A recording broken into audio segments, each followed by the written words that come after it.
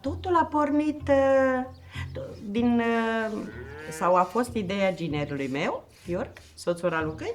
Raluca este fiica mea, cea mare.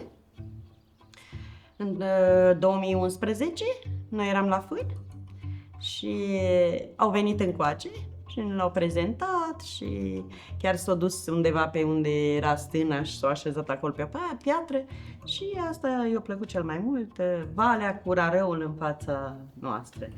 Au zis că e ca și un tablou. Și așa a început povestea cu Hai la Saivada. Da.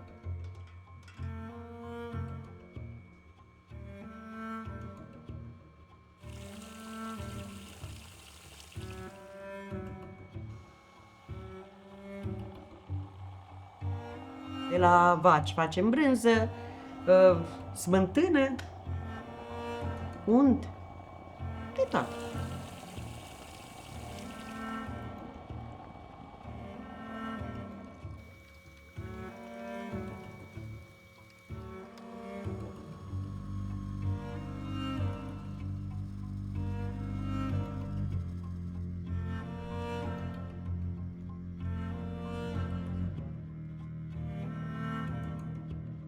Avem vaci, avem oi, capre, porci, găini, ați văzut, pui, rațe, de toate.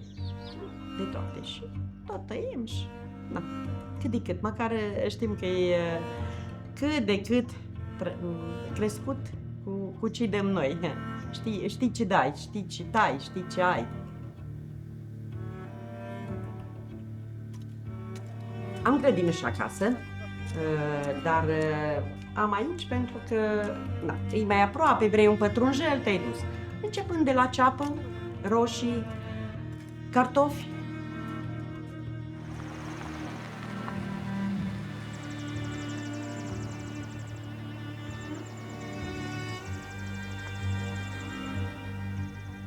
Noi făceam fân aici vara. În fiecare an facem stână. Din 90, 35 de ani deja. Și veneam vara, făceam fânul cu stână, 4 luni de zile aici. Veneam luni dimineața și coboram sâmbătă seara. Aici stăteam câte o săptămână. Mai aveam nevoie de ceva, mai mergeam seara acasă, dimineața înapoi.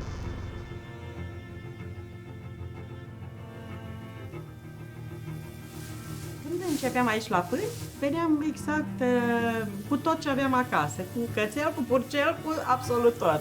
Da, pentru că stăteam aici câte 2-3 luni de zile. Se termina cu fânul, eu știu, aveam un pic de liber, o săptămână, 2, poate 3. După ce începeam cu otava, adică fân de-al doilea, și atunci până în octombrie tot pe aici eram.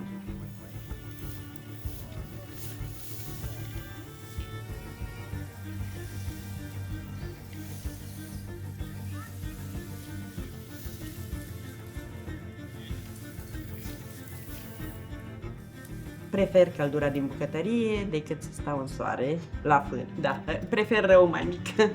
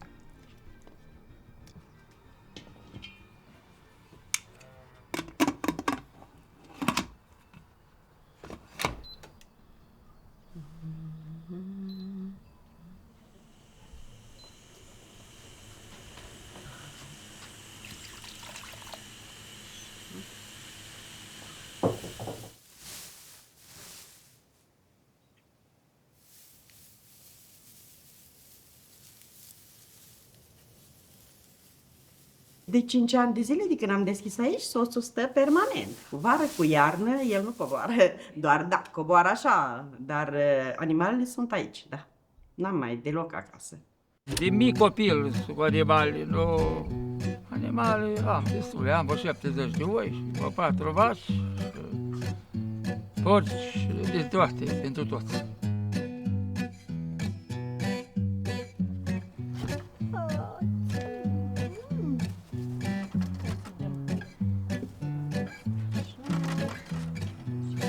Am acolo să-i vază, vedeți cât ale era. Da. Mie, să nu mai faci de Paști, ce să le muci. N-ai cu cine, nu le poți mulți.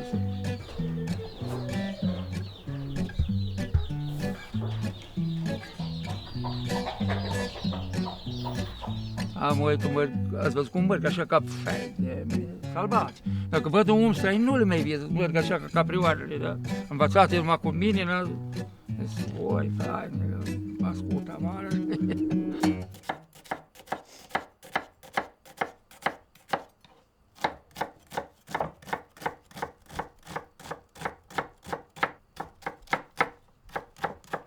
Fiecare munte ce a avut loc pe stradă la mine, eu am mers și am ajutat.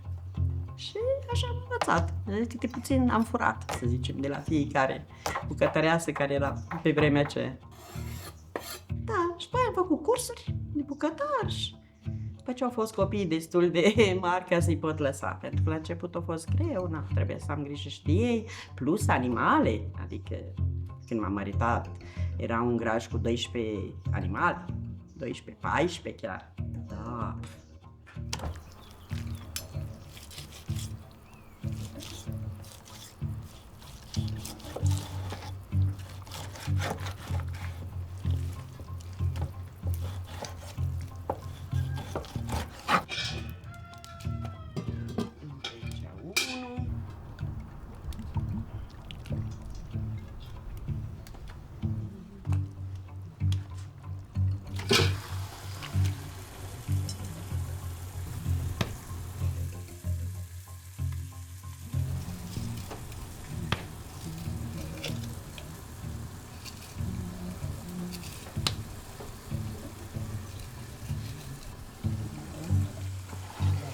Vin acum cu băiatul.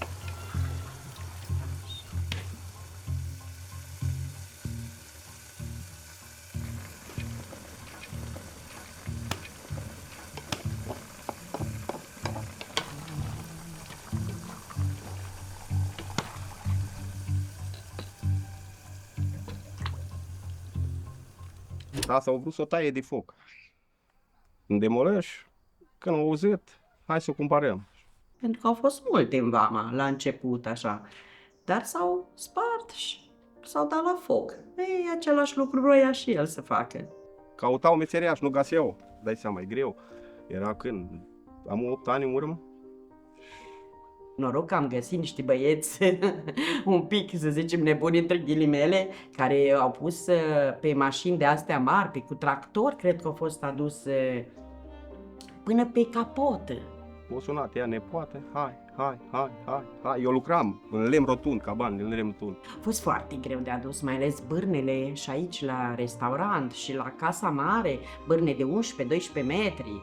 Da, și noi am văzut că are distanța 11 metri pe 7, vinea să casă, nu? 11 metri lungime. Hai să facem casă, nu mai am schimbat partea de sus, na, că el era tot așa, în 2 table, cum e ăla. Și l-am făcut în 4 table. Asta am făcut eu, improvizat, nu avea prismă în față. Asta am făcut noi tot din lemn, din demolări. Tot lemn vechi, tot, nu vezi? Vede.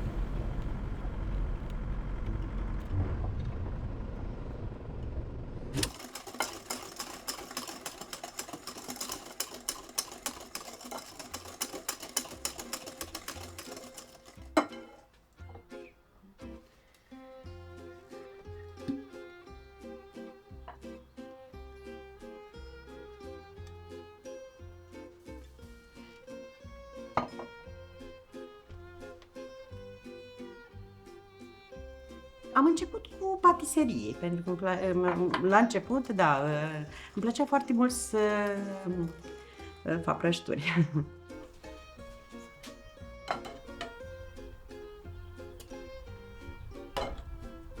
Și după aia, încet am început cu gătit la nunți, cum mai de mult, acum, na, fiecare te duci la restaurant și așa, dar mai de mult era o sală de nunți, nu? Aveai bucătăreasa care îți venea o săptămână acasă, îți gătea pentru nuntă, o săptămână se făcea prăjituri, 5 zile efectiv prăjituri și o zi se gătea mâncarea. Dar da, prăjituri mult.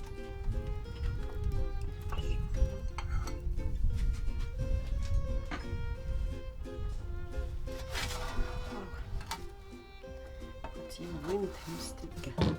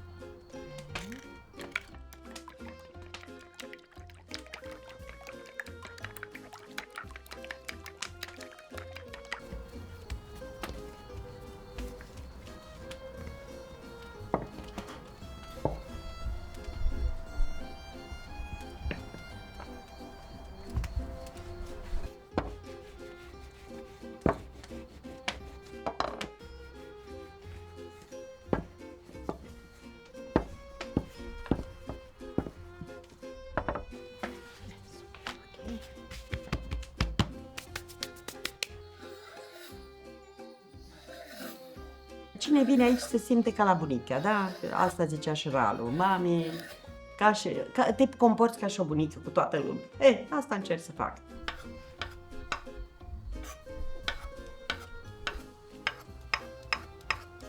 Pentru că sunt persoane puține, da? Destul de intim totul. Și atunci avem timp să stăm să vorbim, cu ei să întrebi, nu știu ce. Da, depinde de la persoană la persoană. Sunt alții care dezvălui mai mult sau mai puțin, da? Noi încercăm să ne comportăm ca într-o familie, cu toată lumea.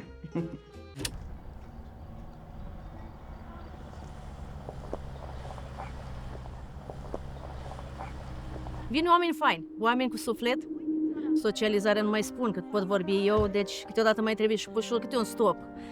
Dar îmi dau seama în timp și când trebuie să vorbesc și când nu trebuie să vorbesc în funcție de omul care vine, oaspetele care vrea să se simtă bine aici la noi. Și e frumos, zic eu.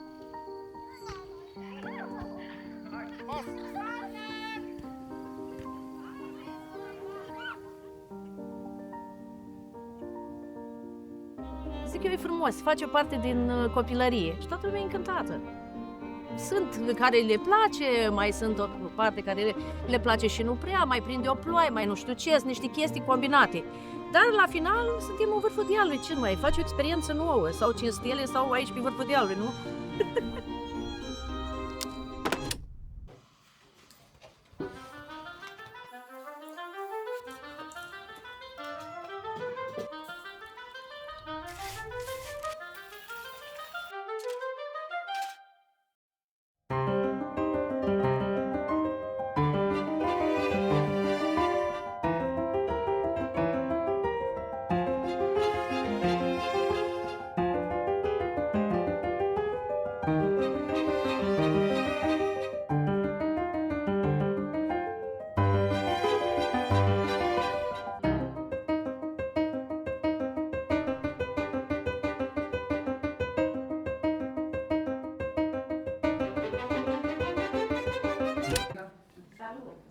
Apă, bra.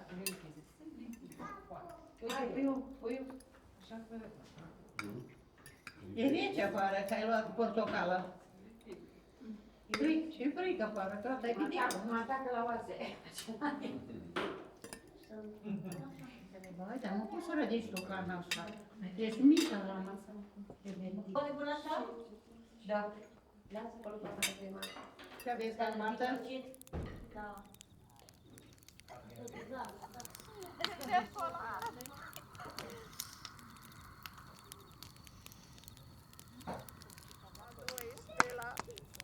Eu nu prea beau cafea, ea bea.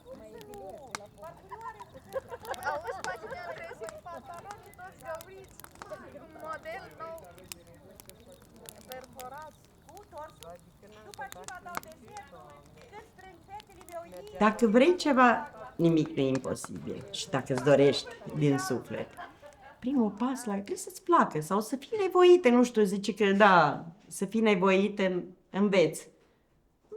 Da, cred că și asta poți să fii, dar trebuie să vrei, orice. Și așa de oamenii buni, de sâmbătă până luni, de sâmbătă până luni. Așa de oamenii nați, și așa de oamenii nați, de sâmbătă până marți, de sâmbătă până marți. Vrei să mai iau pe câte să mă întâlni? Da, e foarte bun acolo.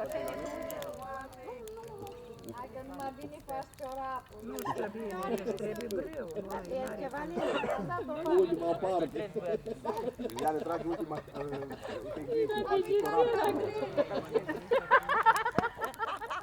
Cred că e o replică cam veche sau demodată, că zice că pui suflet, nu? Dar eu chiar gătesc cu suflet. Și orice, dacă faci cu sufletul, orice meserie pe lumea asta, probabil, dacă o faci că îți place, o faci cu ușor. Seara bună, Dumnezeu vă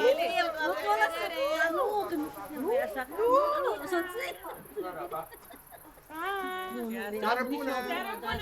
Dar nu e simplu. Generația noastră nu e normală? mulțumesc frumos de invitație. Doamne, ajută să fie bună. La revedere! Papu! Noapte bună!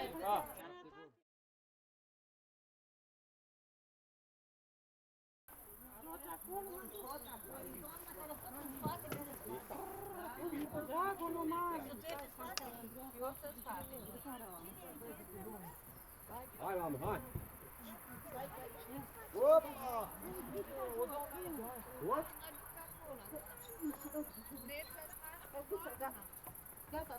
Hai grijă, picior.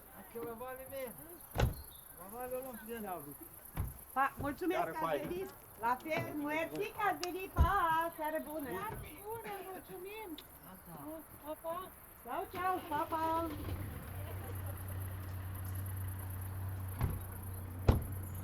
Da, gata.